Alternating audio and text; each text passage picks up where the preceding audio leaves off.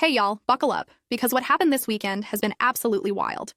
So I've been with Jake for about 2 years now, and I thought we were solid.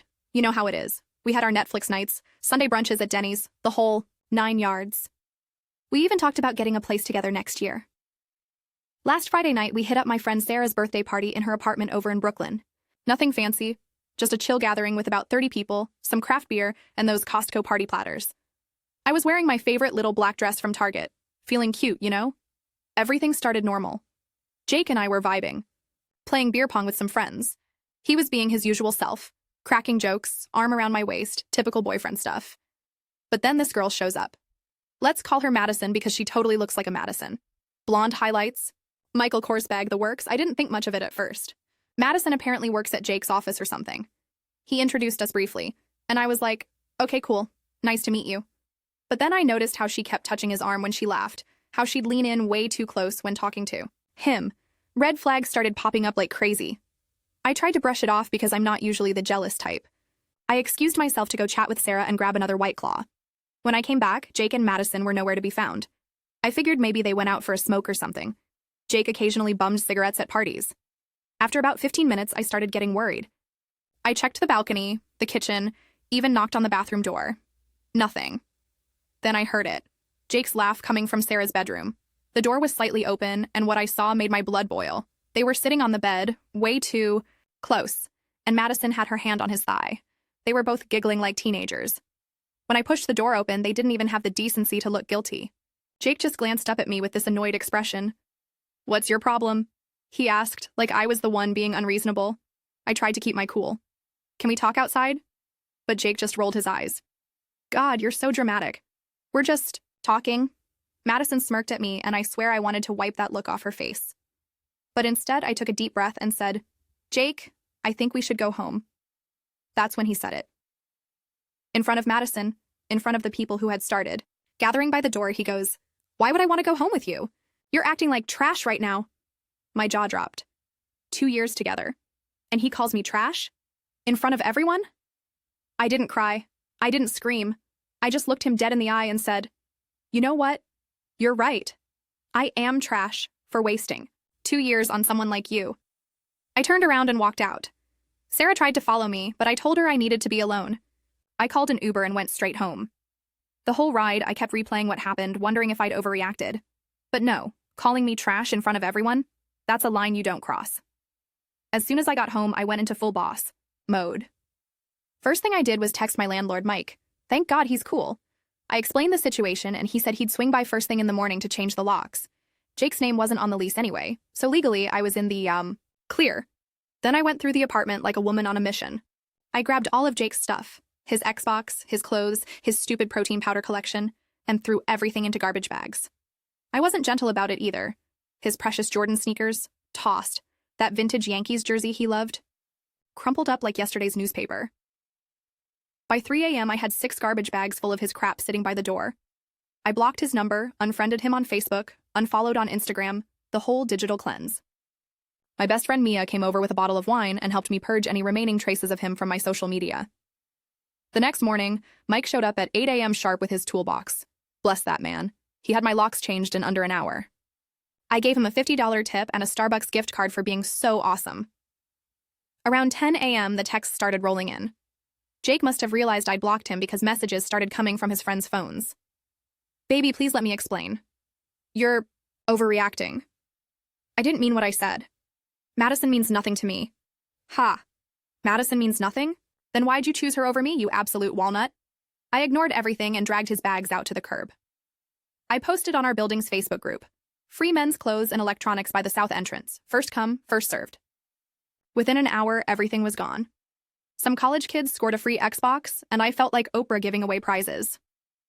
Jake showed up around noon, probably expecting to sweet-talk his way back in. The look on his face when he tried his key and it didn't work? Priceless. He started banging on the door, calling my name. I opened the door with the chain still on. "Can I help you?" "What the hell? Why won't my key work?" "Oh, that? Yeah, turns out trash doesn't get to live in my apartment." His face went from confused to angry to desperate in about 3 seconds. "Come on, don't be like this. Let me in so we can talk." "Nope. Your stuff's gone, your key doesn't work, and I'm done talking. Bye." I shut the door in his face. He stood outside for another hour, alternating between knocking and calling through the door. My neighbors started complaining, so I threatened to call the cops. That finally got him to leave. Updated. So it's been a week since I kicked Jake to the curb, and boy, has it been eventful. Let me catch you up on the drama because it's better than any reality TV show. First off, Jake's been trying everything to get back in my good graces. Since I blocked him everywhere, he's gotten creative. He sent flowers to my work, which I immediately regifted to the receptionist. He had his mom call me. I love Mrs. Patterson, but I had to tell her the truth about why her son was homeless. He even tried to Venmo me $500 with the message, "I'm sorry, please talk to me." I kept the money. Consider it an idiot tax. But here's where it gets juicy. Remember Madison from the party? Well, turns out she's not just some random coworker. She's his boss's daughter, and apparently Daddy wasn't too happy to hear about his little princess breaking up relationships at office parties. Jake's friend Tom, who's actually been really cool through all this, gave me the tea. Apparently, Madison has a reputation for going after taken guys. It's like her hobby or something. She did the same thing last year with another guy from their office, caused a whole HR nightmare.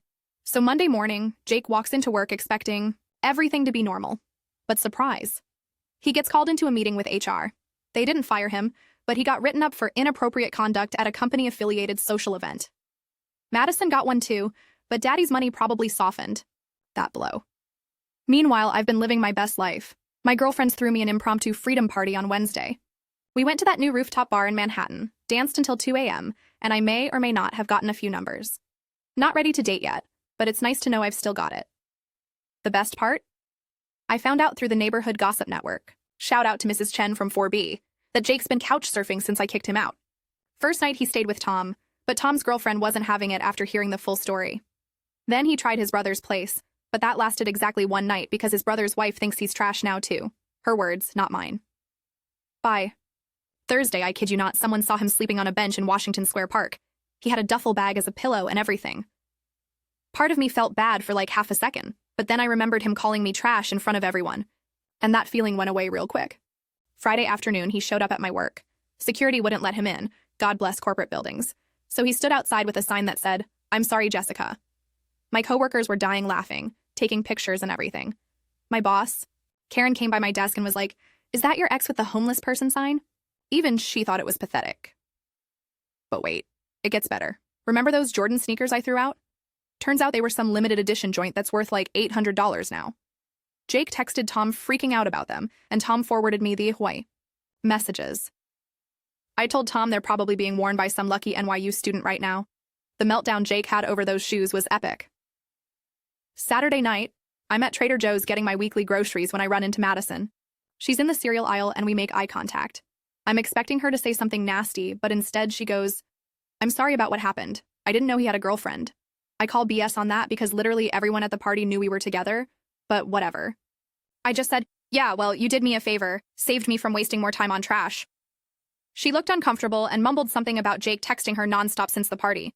Apparently she's not interested anymore because, and I quote, "He's kind of pathetic without you."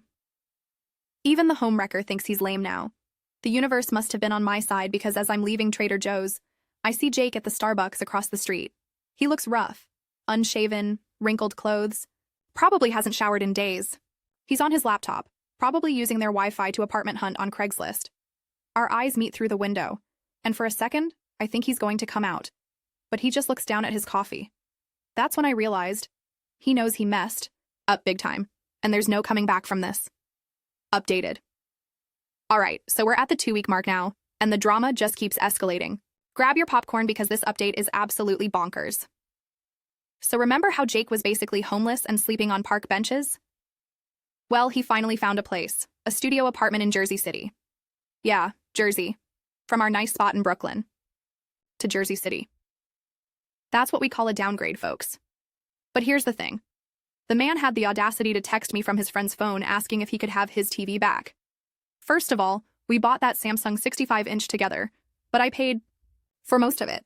Second, that TV is now living its best life in my apartment, playing The Office on repeat while I eat Ben & Jerry's in my pajamas. I texted back, "New phone, who dis?" and blocked that number too. But the real tea? Jake's job situation got way worse.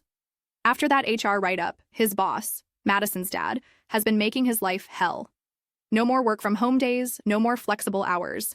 and they moved his desk to the basement office. You know, where they put the copier and the guy who clips his toenails at work. Tom told me Jake's been applying to other jobs, but word travels fast in their industry. Turns out, getting written up for hitting on the boss's daughter at a party doesn't look great on your unofficial record. Who would have thought? Meanwhile, Madison got shipped off to their company's Dallas office. Her dad literally transferred her to Texas. I actually feel a tiny bit bad for her, but then I remember her smirking at me that night and the feeling passes. So last Tuesday, I'm getting my nails done at my usual place when Jake's sister Emma texts me. Now, Emma and I were pretty close. She was going to be in my bridal party if Jake and I ever got married. Bullet dodged there. She asked if we could meet for coffee. I agreed because Emma's good people, and honestly, I was curious. We met at this little cafe in Park Slope, and she was not there to plead Jake's case. Nope. She was there to apologize for her brother being an absolute tool and to let me know the family is on my side. Apparently, Jake had to explain to their parents why he needed to borrow money for a security deposit. When they heard the full story, his dad called him a disappointment, and his mom cried. She cried. Mrs. Patterson never cries. She made it through Emma's wedding, their grandpa's funeral, and that time Jake graduated college without shedding a tear. But her son disrespecting a woman? Waterworks. Emma also dropped this bomb. Jake owes me money. Not just the Venmo he sent, but apparently I'd been covering more bills than I realized. When we went through our finances, turns out I was paying about 70% of everything while he was spending his money on gaming equipment and sneakers. Emma helped me calculate it. He owes me roughly $3,200. So I did what any self-respecting woman would do. I sent him an itemized invoice via email. Professional letterhead and everything. My friend, who's a paralegal, helped me draft it. The subject line? Outstanding balance. Trash collection services. The response was immediate. Jake called Emma crying, begging her to talk to me. His mom called me directly, not to defend him, but to ask if the amount was correct so she could make sure he pays it. This woman is ready to garnish her own son's wages, but the absolute cherry on top of this disaster Sunday happened yesterday. I was walking my neighbor's dog. I dog sit for extra money now that I'm not subsidizing Jake's lifestyle, when I passed by the Starbucks where Jake hangs out. He was outside and he looked even worse than before. He saw me and started walking. Over, I tensed up, ready for confrontation, but then I noticed he was limping. Turns out, karma has a sense of humor. He'd been trying to get into his new apartment building without his key, because he's an idiot who locked himself out, attempted to climb the fire escape, and fell. Sprained his ankle and bruised his ego. He tried to talk to me, starting with, "Jess, please, I know I messed up." I cut him off. "Jake, I'm going to stop you right there. You called me trash. You chose another woman over me. You disrespected me in front of everyone we know. There's nothing left to say." "But I love you," he said, and I swear he was about to cry. "No. You loved having someone who paid your bills and took care of you. That's not love, that's dependency. And I'm nobody's mom except to this dog right now." I walked away and he called after me.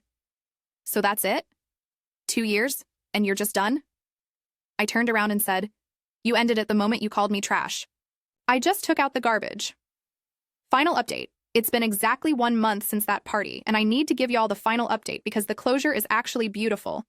Jake paid the $3,200 he owed me. His mom made sure of that. She literally drove him to the bank and watched him transfer the money. I used part of it to treat myself to a spa weekend in the Hamptons with my girls. The rest went into my savings account for that solo trip to Italy I've always wanted to take. He's still in Jersey, still in that sad studio apartment. Emma sent me a photo. We're still cool. It's basically a glorified closet with a hot plate. Meanwhile, I redecorated my apartment, turned his man cave corner into a meditation space with plants and fairy lights. It's like the apartment exhaled and finally relaxed. Madison got fired from the Dallas office for, wait for it, hitting on another taken coworker. Her dad finally had enough and cut her off from the company completely. Sometimes the universe really does have a sense of humor. As for me, I started taking pottery classes, joined a hiking group, and I'm actually happy. Like, genuinely happy. Not Instagram perfect happy, but that deep, peaceful kind of happy where you wake up grateful for your life. Jake sent one last text last week from a new number. "I know you'll never forgive me, but I want you to know you were right. I was the trash, not you. I hope you find someone who deserves you." I didn't respond, but I didn't block the number either. That message was the closure I didn't know I needed. He finally got it. Took him sleeping on park benches and losing everything. But he finally understood. My grandma always said, when someone shows you who they are, believe them the first time. Jake showed me who he was that night at the party, and I believed him. Best decision I ever made. To anyone reading this who's in a similar situation, you deserve better. Don't let anyone, especially someone who claims to love you, treat you like you're disposable. Take out the trash, change the locks, and live your best life. Trust me, the view is so much better without garbage blocking your path. Thanks for following this wild journey, Reddit. Stay strong, know your worth, and never let anyone call you trash, unless you're taking yourself out to live a better life without them.